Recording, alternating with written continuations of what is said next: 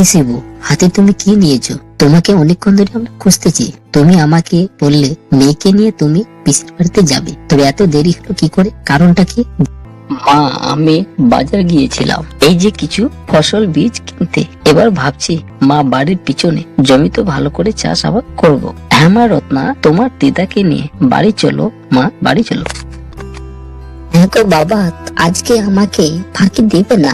আজ আমি পিসির বাড়িতে যাব। আমি দিদাকে নিয়ে বাড়ি যাচ্ছি। তাড়াতাড়ি করে বাড়িতে আসবে। আমরা চললাম, তুমি তাড়াতাড়ি করে বাড়ি এসো বাবা, তাড়াতাড়ি বাড়ি এসো।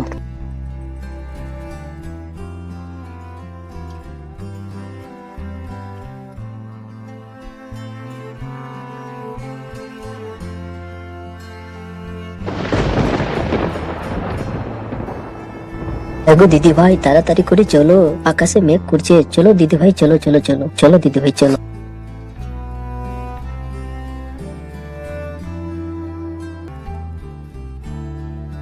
হ্যাঁ দিদা, তুমি আমার সঙ্গে দৌড়াতে দৌড়াতে এসো, খুব মজা লাগছে আজকে।